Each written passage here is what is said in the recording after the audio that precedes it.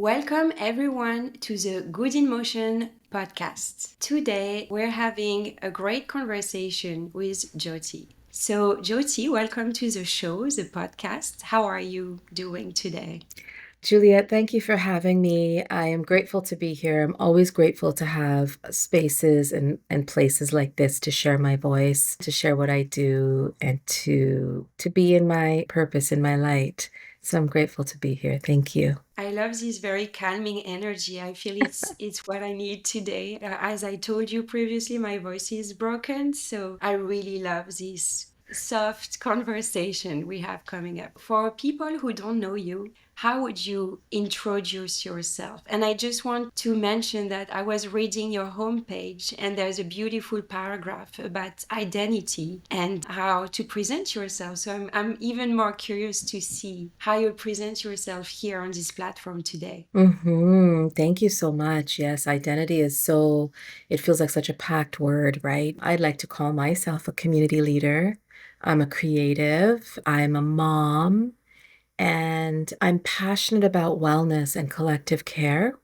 So, what does that mean? It means gathering together to care for each other while we move through life's adversities, whether it's loss or stress or trauma, but we do it together in a collective way where we get to witness one another. We get to hold space and listen. We get to learn from one another and really resonate with each other's stories and journeys. And so I work a lot in community spaces. I work in corporate wellness spaces. I work with individuals. And so I really think it's important that I meet folks where they're at.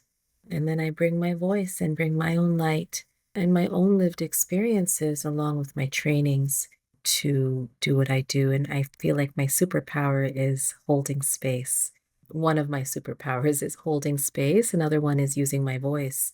It's very interesting how they can be very different in approaches, but together they're very impactful. So I'm grateful to be doing what I do. Very soothing just listening to you, and I can feel like it's very a judgment-free zone Yeah, being here with you. always, always. Yeah. So you mentioned that you bring sometimes your own experiences Mhm. in what you do. So would you say that what led you to what you're doing today came from your own experiences, or you're starting doing this for others? Which one came first? Yeah, that's a great question because I feel like they happened in tandem. I'm an eldest daughter, so I played a very supportive role growing up for my siblings, for my parents, through adversity growing up. I was always that friend that folks would turn to for advice and to sort of like vent and whatnot. It came very natural to me to be compassionate and kind and empathetic for folks. So I think that just is a natural gift. But I also had lived experience through adversity. I has addiction in my family. And I think it really taught me the importance of community, the importance of healing and moving through some of these very difficult times. I held so much. And I think what happened when I had my first child was when a lot of that pain came to the surface. And I felt a deep responsibility to confront some of this pain because I didn't want it to be passed on. And I didn't want to repeat any of the cycles. Not that I'm perfect. I'm still working. I'm still a work in progress. But I feel that my lived experience with trauma and pain and adversity, my lived experience with being a supportive person, and then, my trainings all came together in a really organic and beautiful way. I do drop the ball quite often, but I pick it up and I deal with myself. And it's not always linear, it's not always neat and tidy, it's quite messy. But it's a beautiful journey nonetheless, and that has taught me so much of about who I am, what I'm capable of, what my capacity is, and what I truly want in my heart and my soul below the surfaces and the layers of fear or pain or anger or grief.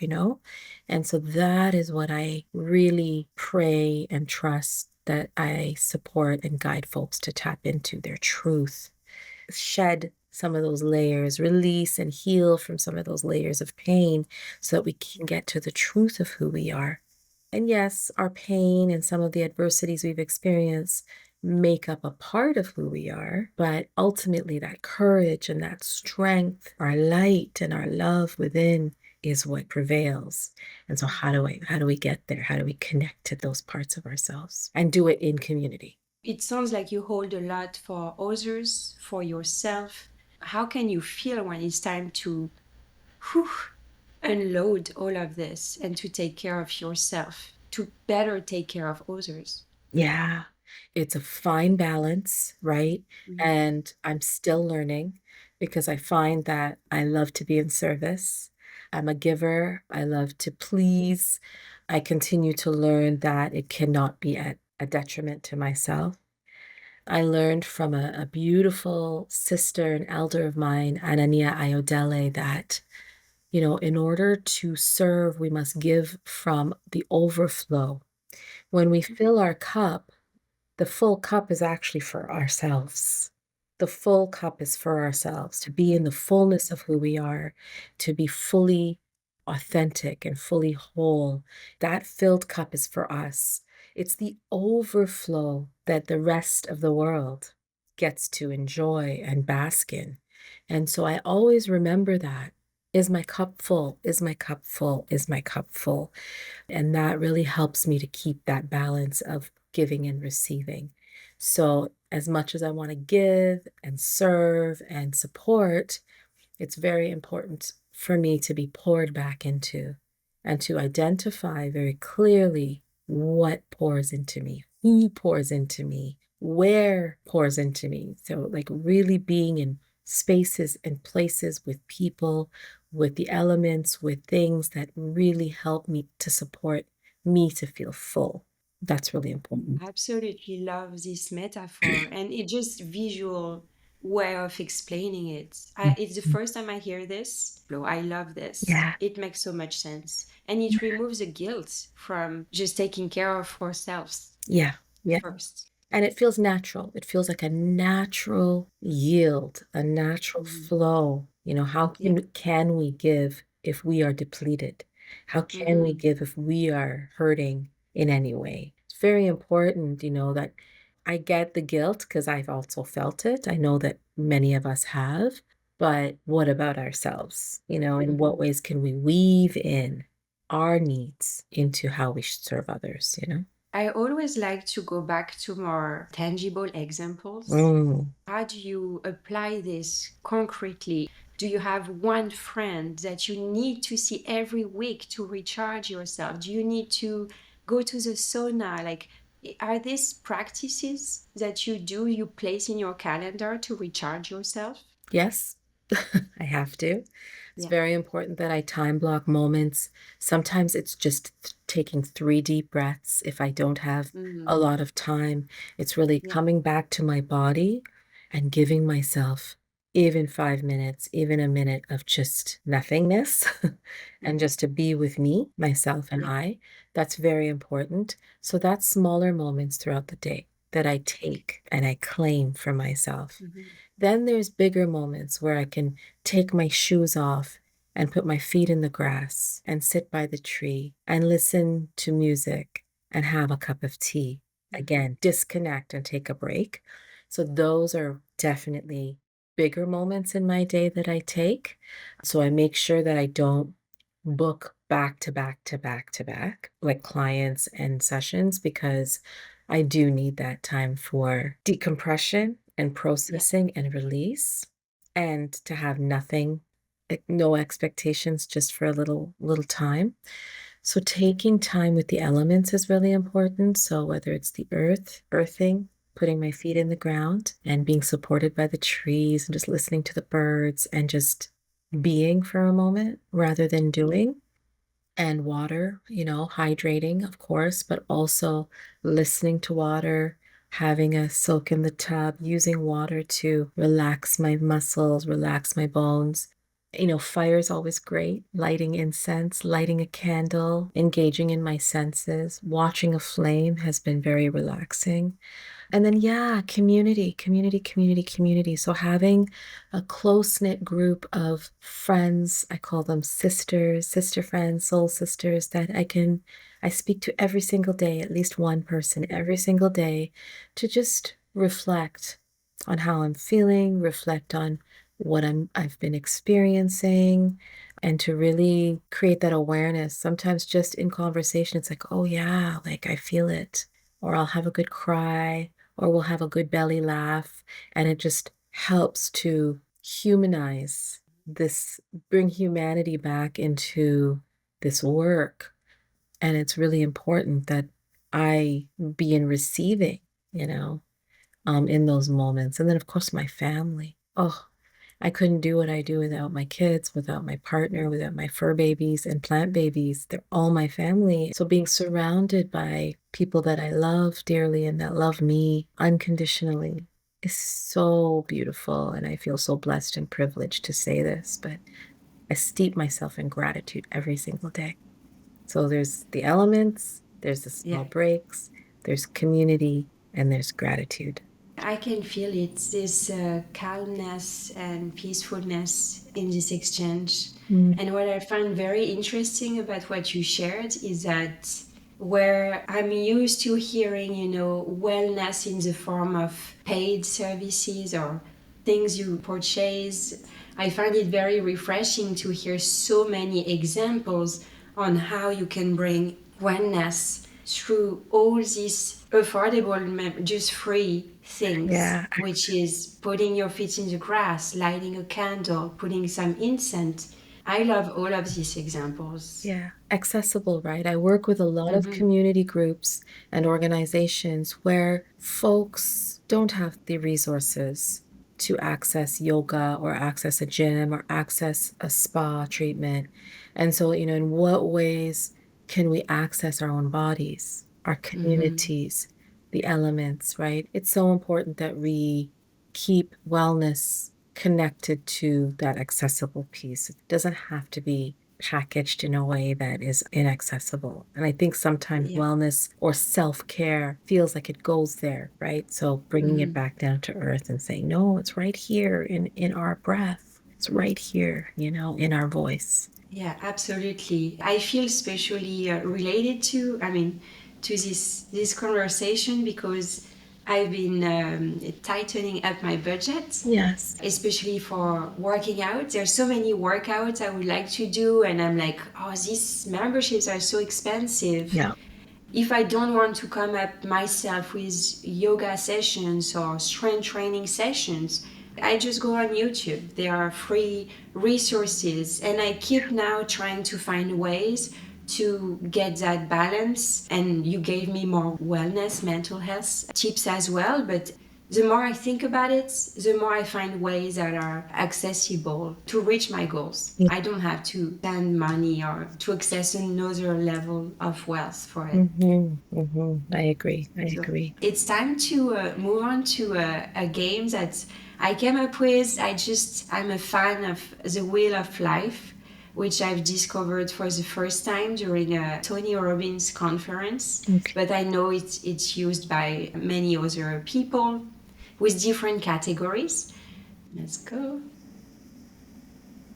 Okay, I feel it's very aligned with our conversation. So the category is celebrate and contribute. Okay. I like this question because it sounds like you do so much for others that it seems like an appropriate question. When was the last time you celebrated yourself just because? Ooh.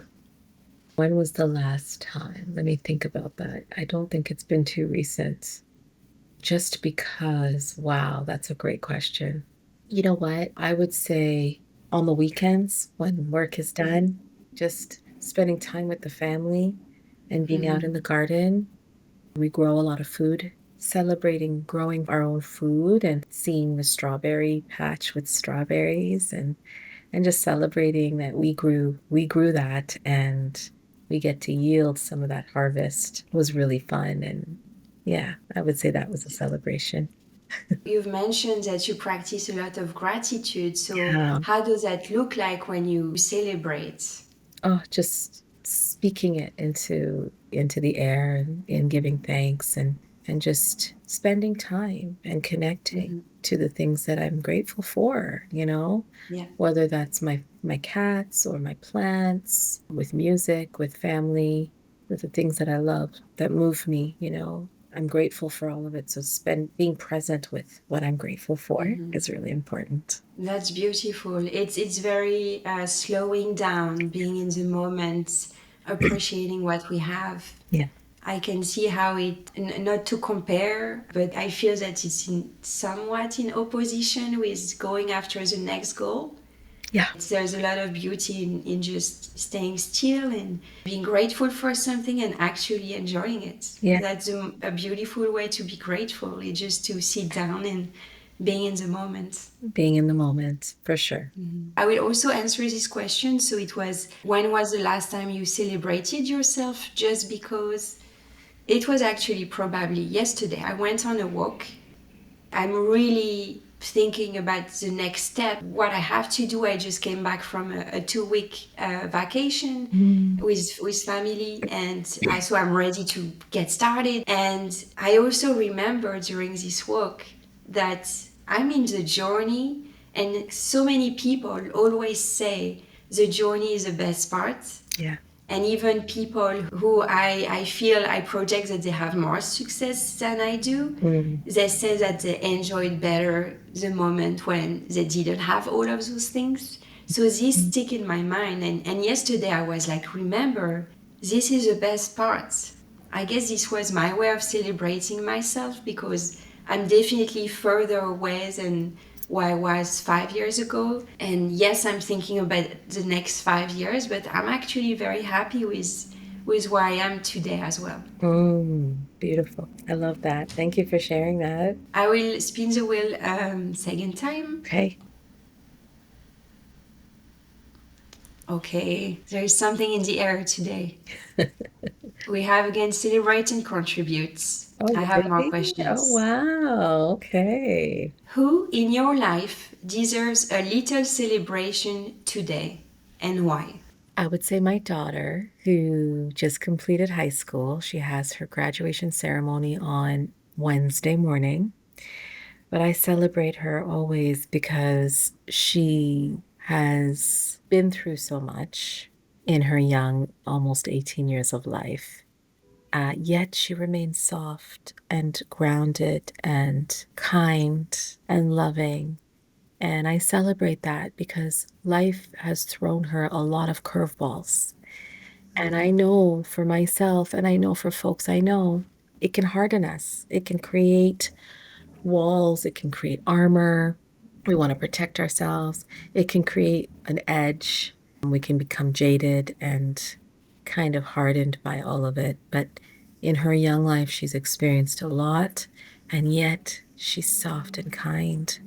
And she's lonely in that. So I pray for her that she finds her people, but I celebrate her for continuing to stay in that light and in that love and in that kindness and softness. Congratulations for your daughter for her graduation. And also to you, because I'm sure you played a role as well Yeah, in this. yeah, I'm And grateful. how do you think she was able to stay soft through everything that happened? I think because she had a soft place to land at home, I really feel that, where I wanted to offer her comfort and softness at home. It's not always been that way. I've had to learn because I grew up in hardness. I grew up in with parents with hard shells. And, they were immigrant parents. So I can understand coming to a new home, a new country, and leaving everything you know and love behind can be, you got to protect yourself as well, right? So I can understand where it comes from, but I know that for her coming home to softness and care and let's talk about it, let's express it, let's move through it, I think has really helped to stay there. And she's an old soul, so I think there's more to it than just this, what we see and feel here. I think there's a lot more going on below the surface, behind her eyes, in her soul, that she's been here before and knows her Oh way. yeah. I pray that she continues to stay in that loving, soft kindness of hers.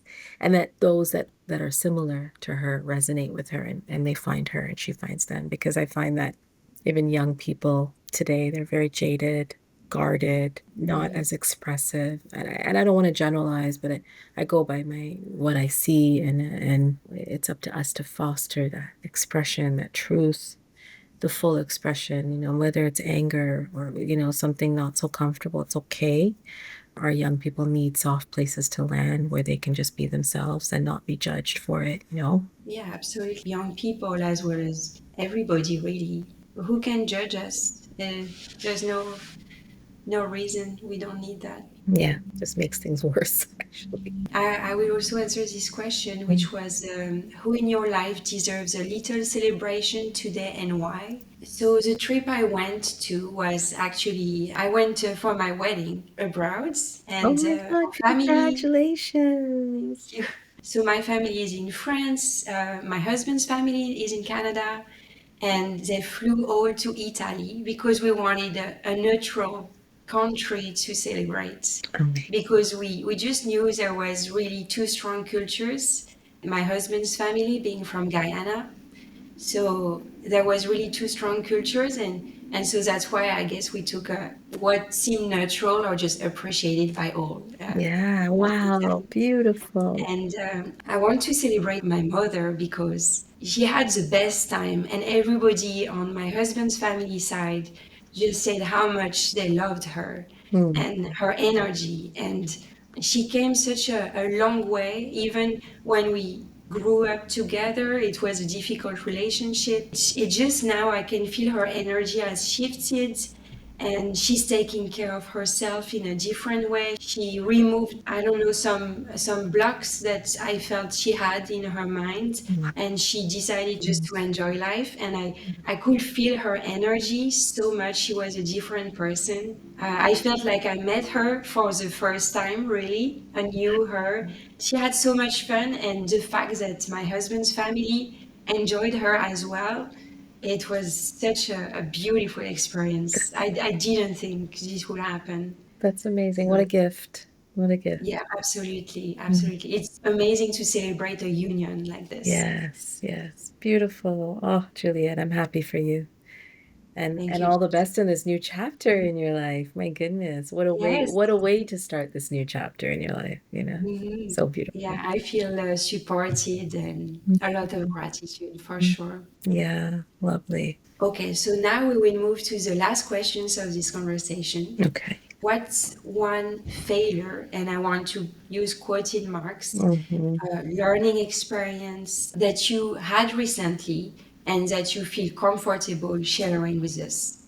Oh, this one's a interesting question because of its timeliness. I know that I'm ever evolving, I'm ever changing. Sometimes just one conversation can shift a person, right? And so recognizing that I'm changing and I'm shifting as I grow older into what it is I truly want within friendship, because I want to see the best in people. I want to give folks the benefit of the doubt. I want to give grace and be compassionate. But there's a fine line between giving that grace while Mm, also being connected to my truth and what it is I need within relationship. And so there's been a couple of areas in my life, specifically with women, that I'm learning where I gave a little bit more than I was comfortable with, and sort of didn't listen to that inner intuitive voice that said, Jothi, this doesn't feel comfortable, something doesn't feel right. So learning to come to a place of trust in myself. Eventually I got there, and mhm. I had to set some boundaries and make some Yeah. shifts and changes. But I think I let it go a little bit too long, and so it became very uncomfortable. There's hurt in that, right? I don't want to hurt people. I don't Mhm. mean to hurt people. But sometimes when I ignore that inner voice and I let things go, I let things go, and I get to a point where I can't do this doesn't feel good anymore.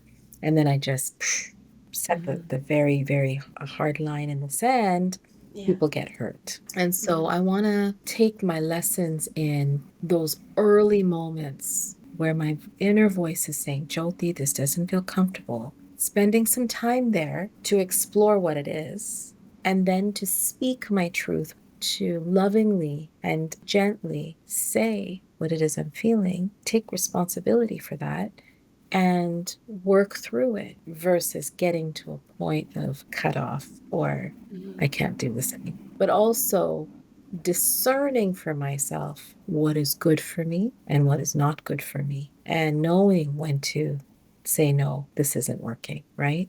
Sometimes it's very nuanced, it's very subtle, but trusting my inner self, trusting that very subtle cue that my body gives me, that inner voice, that these are all lessons, but I've had to say goodbye to some people in that. So that's been kind of hard. And not everyone takes it well. So, there's that backlash, or that I take it with stride. I have to forgive myself for allowing it to go so far, and knowing that I can trust myself. A sister told me recently that we don't need proof when that feeling is there. There's a part of me that wanted to see the proof, and I did.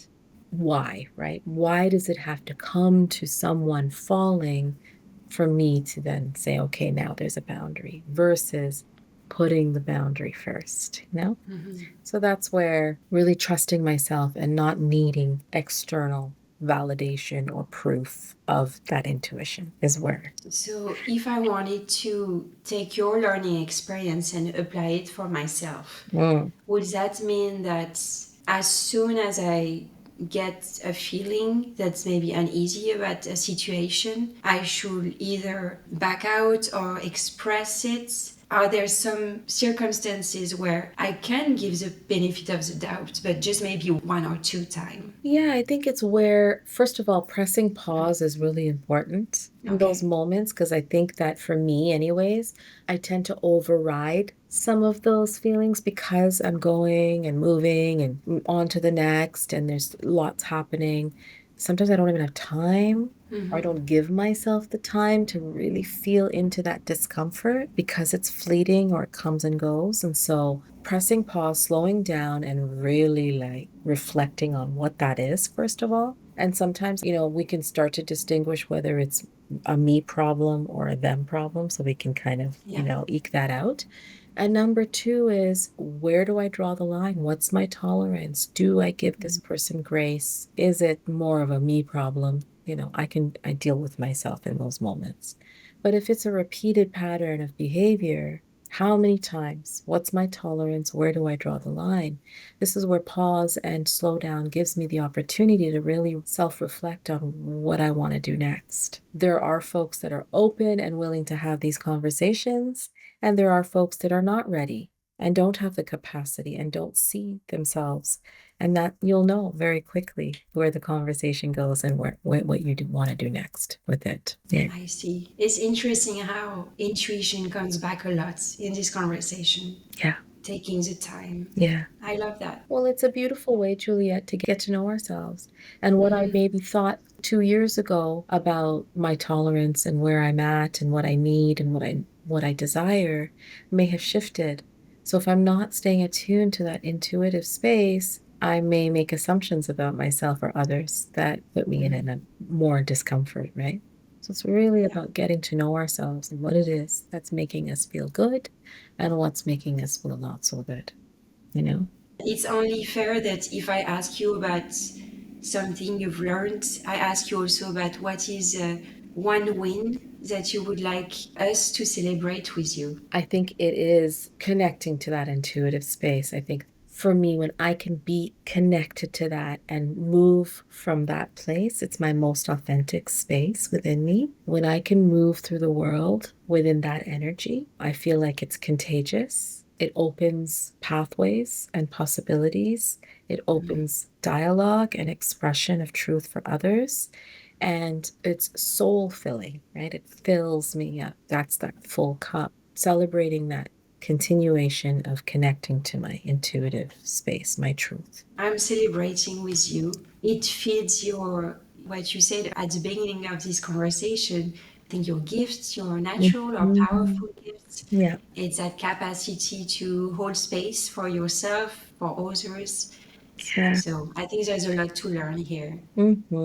It's a journey. It's a journey. Mm, And I have my good days and I have my not so good days. So I always have to keep it real, you know? absolutely. Yeah. Where can we learn more about what you do and who you are? Thanks, Juliet. So you can learn more about me at on my website. It's Mhm. jothi.ca. That's jothi.ca.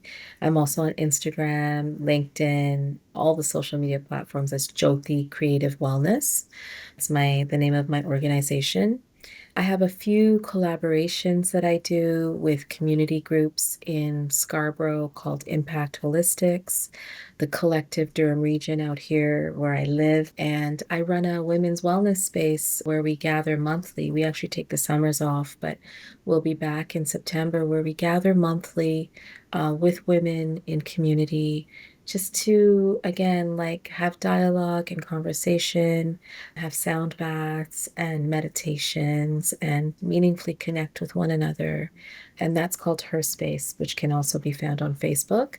And I open up events, I close events through grounding meditation and prayer. I do sound baths. I work with staff, classrooms, families, community groups, and with individuals. So if you're not in the GTA in the Greater Toronto area, I'm happy to work with you virtually, but I do travel across the GTA. So yeah, get in touch with me. Let's talk. Let's explore in what ways we can support one another. Thank you, Jyoti, for sharing all of this. It was very grounding to be there with you.